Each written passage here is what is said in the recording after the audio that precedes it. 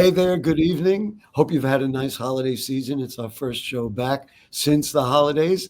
It's time for the Bronx Buzz. This is BronxNet's program where we talk to reporters, writers, editors, journalists of all sorts. And in our second segment today, we're going to talk to a Bronx author who wrote just an unbelievable book that is just out about his life in the Bronx and how he turned his life around, et cetera, et cetera. But right now, we're going to talk to a reporter we have not had on the program before. I am thrilled because she is a real good young reporter. Say hello to Sadie Brown, who's a staff reporter at the Bronx Times. Your first chance to be on the Bronx Buzz. Hi, Sadie. Nice to see you. Hi, Gary. Thank you so much for inviting me. So, as I told you beforehand, I've been thrilled with what I read that you write in the Bronx Times because if it gives me what I need to know, then you're doing a good job. But a little bit about your background. Have you always been interested in journalism? Did you say, gee, one day I want to be a journalist, or did it just show up one day? A little bit about what got you going. So no, actually, I worked in the service industry. I worked in restaurants for. Sorry for laughing. Yeah, go ahead. I'm sorry. I worked in restaurants for like a decade or more. Wow. And then it was around 2016, and I just wanted to do something that I felt like made a difference. And I'd always been sort of a news nerd. I grew up as like an NPR kid, and I loved writing. So I went with journalism. Wow. You enrolled then. Now, did you study journalism in college? Yes. So I went to the University of North Texas for undergrad, and I was in their Mayborn School of Journalism. And then I moved here in 2021 to attend the Craig Newmark Graduate School of Journalism. Wow. And so where did you grow up? Did you grow up down there in Texas? I did. I grew up in Dallas. Wow, in Dallas, Texas. Wow. I had no idea. Well, I love getting your perspective then. So what was it that, aside from the fact that maybe there was an available job at the Bronx Times, but what was it and what is it that compels you about working and living here in New York City as opposed to Dallas, Texas? Well, so I specifically moved here because the Craig Newmark Journalism School is so amazing, and Right. it's like an accelerated program. It's really affordable, and CUNY always ranks like incredibly highly on social mobility indexes. So it's like a lot more bang for your buck. So I moved here for the program, and I started working for CNN right out of school. And there's that social mobility that you just listen. I'm a Lehman College graduate, so you don't have to sell me on CUNY. Absolutely. Yeah. And so I got a job at CNN right out of school, but I was doing production work, and I really, really missed writing and reporting and being like on the ground. And so I left CNN and started pursuing jobs back in print media, and I've been incredibly happy. And here you are. And last question before we talk about some of the specifics of things that you've written about. What about covering the Bronx? It's amazing, right? It's like undiscovered territory. I've been doing this 30 years, and we still didn't get our arms around it. There's so much news going on in the Bronx, and I feel like specifically this year when I came on, the future of the Bronx is really, really exciting. And just to see how the communities are leading the way in like creating a borough and a place that they have ownership of and that they love. This is good that we're virtual, because otherwise I would reach across the table and give you a hug for saying that. No, really, that is what you're saying is what we all know. Those of us who've lived here all this time, is that there's so much here, and nobody knows about it. Nobody talks about it. Nobody knows what we do. As I have said it many times, and just said it a moment ago, it's like undiscovered territory. Nobody knows what we're doing. Anyway, well, you've done a great job so far. Let's talk about a couple of the things. I mean, you write about so many different things. You did a piece on the city of Yes, noting that 7 Bronx council members supported it. We know the council member, Eric Dinowitz, was one who did not support it. What's your impression of, I guess, number one, why they went for it when so many, traditionally, so many council members in the Bronx would oppose overdevelopment? We've had big issues with zonings in the past. Why do you think that it carried the day in the borough of the Bronx?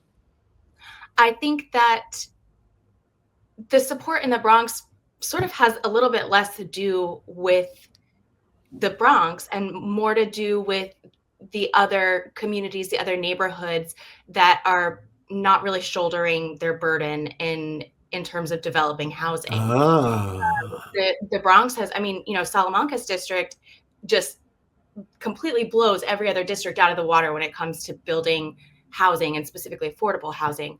But there are other districts. I know, like one in South Brooklyn. I think it's Susan Schwang's district hasn't created has made I don't know 10 new units or something in the past year. And so the upzoning of the entire city would make it easier for development to come in and build in those areas where people have been very resistant to development, if that makes sense. What it makes an incredible sense, and I'm sorry I wasn't on the camera at that moment, because the minute you said that, my jaw dropped. I'd never heard that. So, and just judging the Bronx, we know what it takes to build housing. We had the Jerome Avenue rezoning, and Borough President Gibson at the time, with Councilmember Cabrera, fought like crazy to make sure that we got infrastructure, make sure we got schools. So that is fascinating that you think that they did it because it means others will have to follow what we know as to be our lead. That is, boy, you are a great reporter. That blew my mind. That is an incredible perspective that I had not heard. Did you hear that from council members as you interviewed them and reviewed this very complex project? I mean, yes. I think that a lot of what I've heard specifically from council members about the city of Yes is that it's not perfect. And I think that I didn't mean to giggle. Excuse me. Go ahead. Yes. I know, and it's true. It's true. Everyone knows it's not perfect. Everyone's a little bit mad about something in it, and I guess if we're equating policy to journalism, that's how they say you're doing a good job if you make everyone just a little bit mad. Right. I think they say that a good compromise is when no one's happy. Exactly. Right. And so that's Wow. really something that I'm hearing from council members, but the conclusions that I'm drawing are that this is not, the Bronx is going to build housing regardless, because that's fascinating.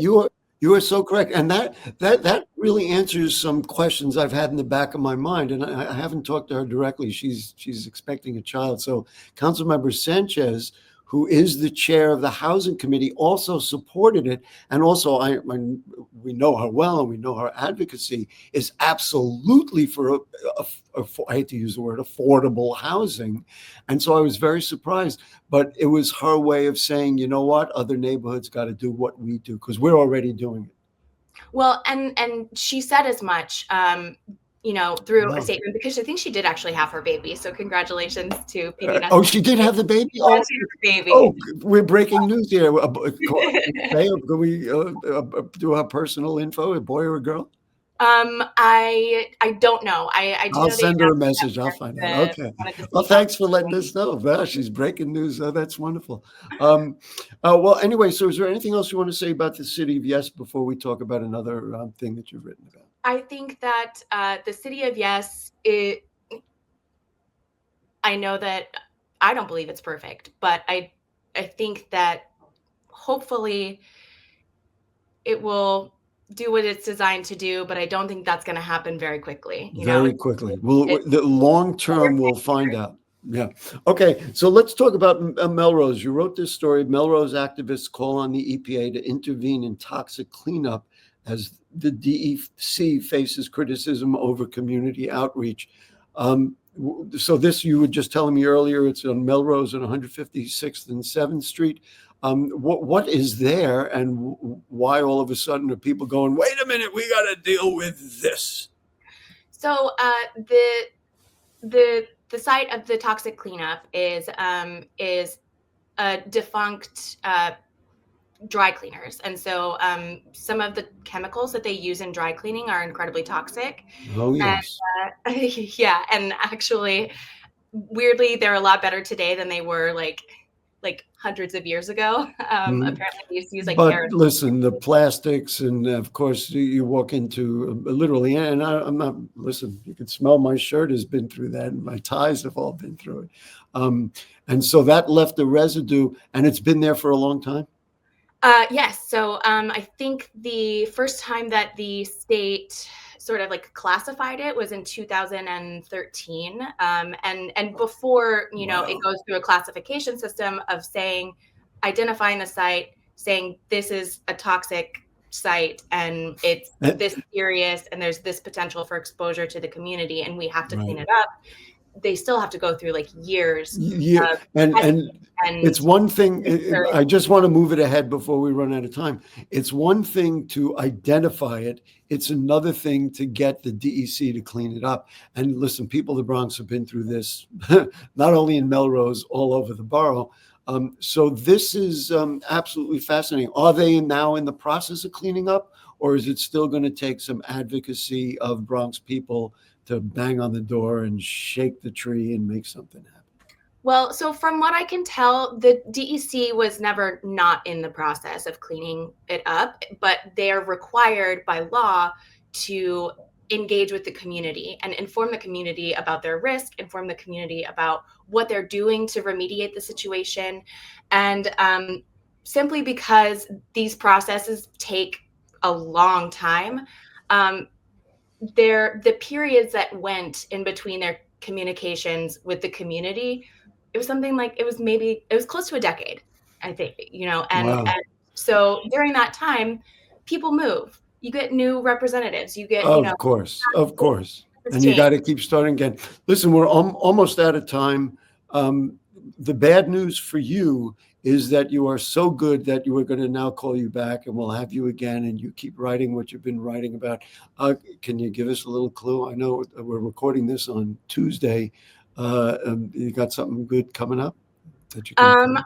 I have some data projects in the works. I'm taking a look at some 311 complaints, Oh, um, and yeah, I'm going to do some work, some more environmental work. I know that Assembly Member Jeffrey Dinowitz just got a that was bill a big signed into deal. law. Yeah, Yeah, yeah. great. Listen, Sadie, we got to run. We are so happy that you have joined us and opened our minds and our eyes, and you do that every week in the Bronx Times Reporter. Thank you so much. Say Thanks so hello to much. all my buddies over there. And as I said, yeah, we'll get you back. There's no question about it. I know Anderson, when Anderson, who's our the producer, listens to all the interviews we do, I'm sure he's saying to himself, oh, she's really good. Take care. Happy New Year, and we'll Happy see you New around Year. town. Okay, we're Thank going you. to take a short break. And then, as I said, a really, really fascinating author is going to be with us. Don't go away.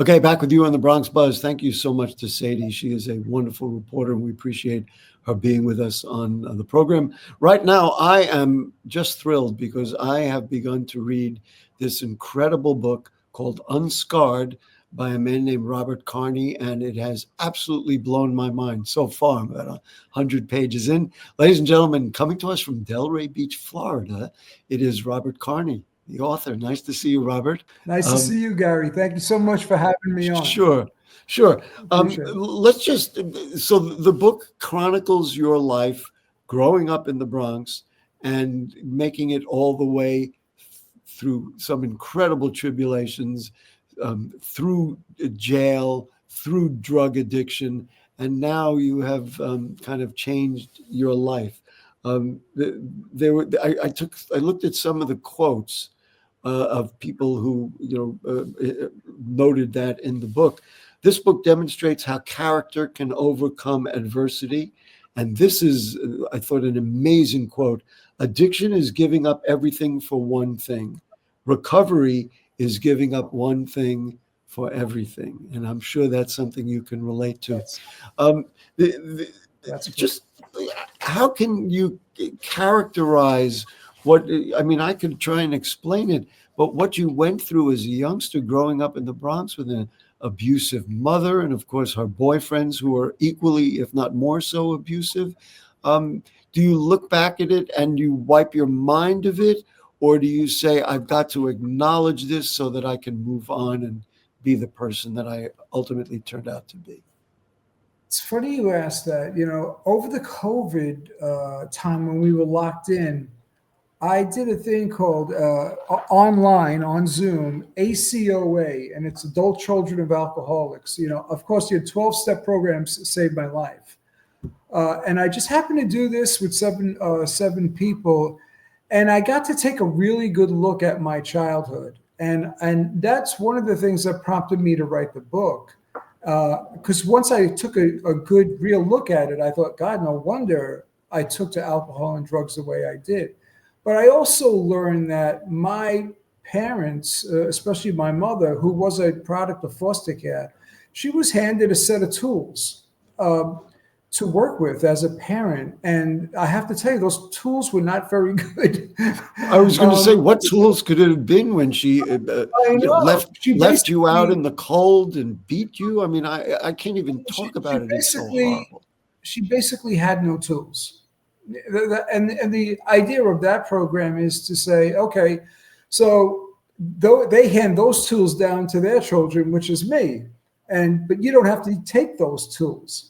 You can trade them in for new tools. But so I understand where she came from. One of the things that got me. You're more sympathetic than I am at the moment, but okay. Listen, even your mom is your mom. Like, that's it. And no matter what they do to you, you have this inner thing to want to, appease them and make them proud of you and so on and so forth. But I definitely suffered the results of that childhood, later on in my teens. One of the things that I appreciated, and this was part of what I have read recently, and again, there's a lot more to go. The Bronx, the nature of the Bronx, even though you were so disaffected, with school didn't matter, nothing mattered, right, you were able to survive doing really fascinating things. You looked out the window and you saw them lining up garbage cans, the sanitation guys, right, and you said, if I could line up the garbage cans, I could. And now, of course, making a dime or making 20 cents in those days was a lot more significant than nowadays. Right. But you did that. There's a sense of two things that, number one, a sense of survival in the fact that you came up with that. And number two, that that the culture of the Bronx, the neighborhoods, helped you do that. In other words, I'm going to give one more story, which was brilliant. And I played stickball as a kid, that they would lose the balls down the sewer, and you figured out a way to get them out of the sewer, and you collected them, measured what they would pay for them in the store, and sold them back to the kids playing stickball. That is a Bronx, even aside from everything else, to me, that is a Bronx neighborhood story worth telling. I think it's fascinating. Correct. Yeah. And I had shoe shine route. I had my shoe shine route. I would, invent jobs if I couldn't. I think probably money might have been my first addiction, because I tell you, it made me feel good having it. And also, you can make it there, you can make it anywhere. So having grown up in the Bronx, I was able to go to San Diego and start a business there and become successful. sell that, and then go to Reno, Nevada. I was there for 15 years, where I started another business and sold that, and we were able to retire here in Florida. But of course, all that is only possible because I got clean and sober. And There's no substitute for that. No, I always say, I also when I was using and drinking, I would sell weed. I mean, that was my big thing, among other things. But it turns out I'm a much better sober businessman than I am a drunken pot drug. I can understand that. Now you were incarcerated. Why were you incarcerated? And twice, I believe. Armed robbery. Yes, armed robbery. Wow. Yes, and then strong armed robbery. Yes. Wow. And now it seems to me, having never been in jail, incarcerated, there's a ton of time. Did you think about writing the book at that time, or the way you described it was really after the fact? But it seems to me you had all that time. It would have been as good a time to write a book as any. They offered a college program. Mercy College, right. in Mid-Orange Correction Facility. And I had 2 years to the parole board. And I just wanted to put it out there. Anything I did was to get out of prison. And I thought, how good would that look at the parole board if was able to graduate college? So this was Mercy College at the time, now called Mercy University. That's correct. Okay. That's correct. Go ahead. Keep going. I want to hear this. And they came in, and I went to 2 years, and I took a creative writing course during that time. And I had a collection of short stories that I wrote while away. I still have them. So that was one of the things that prompted me to write the book. Well, and the other thing, let's credit our friends at Mercy College. And once you told me that, I communicated to you that I had actually taught music classes for Mercy College at Sing Sing Prison, going into the prison and certainly playing. It was pop, the history of pop music at the time. And I distinctly remember a lot of the prisoners were really very, very inspired. It took them out of their lives. So I can understand how that could have affected you.